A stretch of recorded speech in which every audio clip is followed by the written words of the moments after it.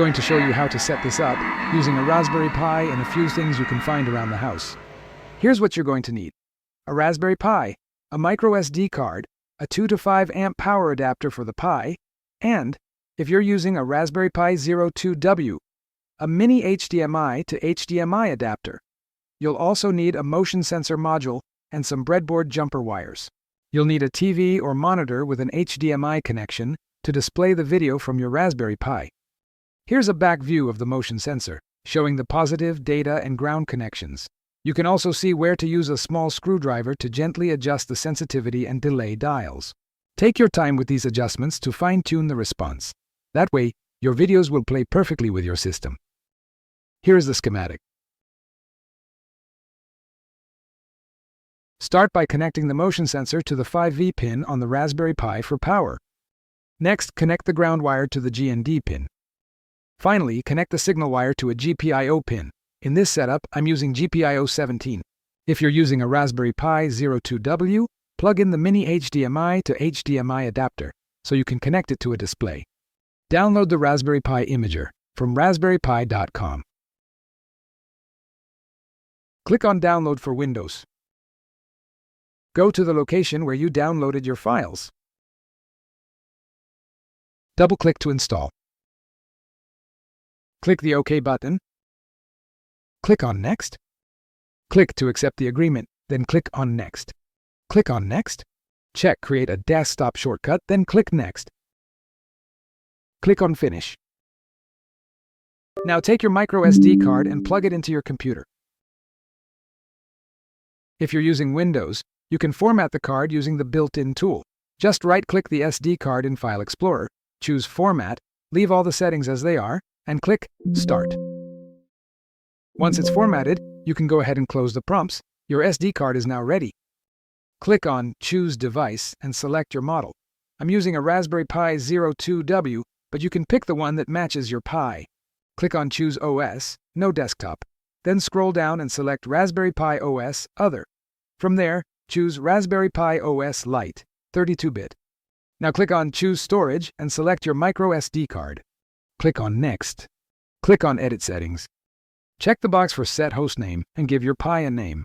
I'm naming mine LivingPortraitApp, but you can use whatever fits your setup. Check the box for Set Username and Password, then enter your login details. You'll need these to access your Pi later. Now check the box for Configure Wireless LAN, then enter your Wi-Fi name and password. Next, check the box for Set Locale Settings. This will set your time zone, so it runs on your local time. Click on the Services tab, then check the box to enable SSH. This lets you access your Pi remotely. Click on Save. Click on Yes. Now click Yes. It will begin installing the OS. This will take a few minutes, so I'll speed things up for you here. Click on Continue, then safely eject the card and insert it into your Raspberry Pi. Connect your Pi to a 5-volt power supply and plug it in. It will take about 1 to 3 minutes to boot up. Let's open a web browser on your computer that's connected to the same network as your Raspberry Pi. In the address bar, type your router's IP address. If you don't know it, check the back of your router or your network settings. Once logged in, look through the list of connected devices and find the host name you set earlier. Next to it, you'll see the IP address. This is what you'll use to connect remotely to your Raspberry Pi. Next, we'll download and install PuTTY. This is a free tool that lets us securely access the Raspberry Pi from another computer. I'm going to download the 64-bit version of PuTTY since my computer supports it. If you're not sure which one to choose, 64-bit is usually the right pick for most modern systems. Go to the location where you downloaded your files. Double-click the file to start the installer.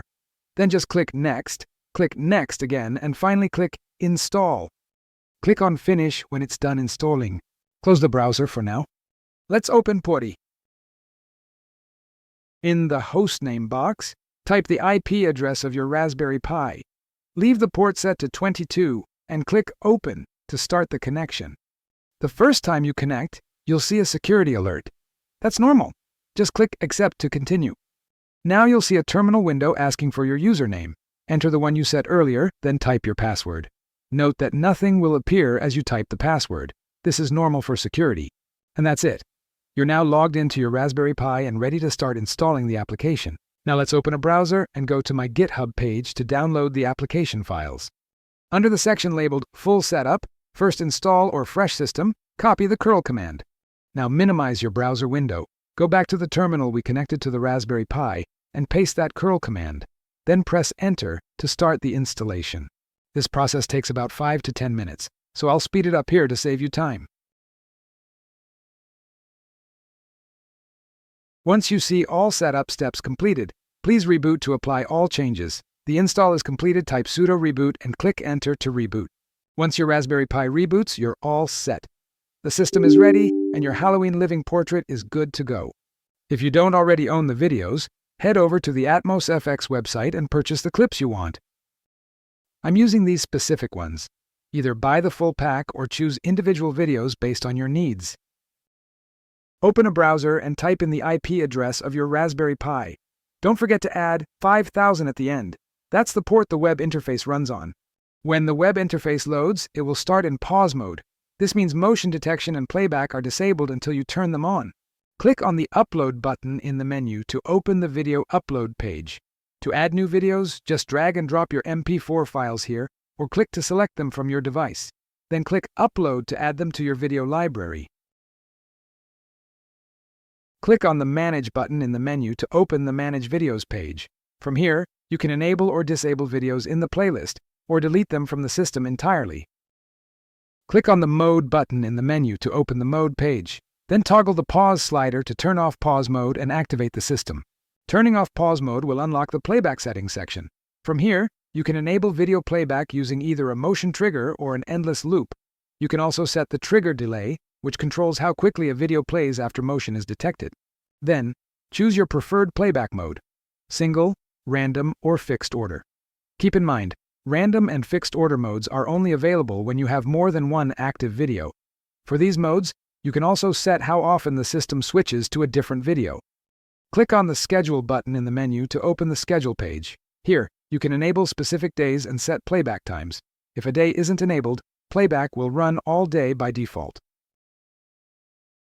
When you're done with your setup, click on the Home button in the menu to open the Home page. Here you'll see an overview, including the selected playback mode, trigger delay, and schedule if it's set. At the bottom, there's a preview of the current video playing. Click on the Log button in the menu to open the Log page. From here, you can browse, download, or delete system logs to review recent activity.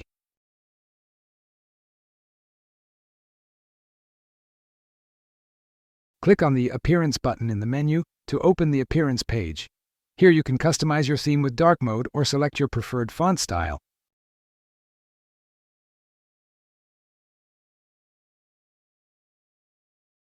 Click on the About button in the menu to open the About page, where you'll find the parts list and wiring guide for the project. And that's pretty much it for the web UI. You now have full control over your living portrait settings, playback, schedule, and more, all from your browser or mobile device. Thanks for watching. If you found this helpful, don't forget to like the video and subscribe.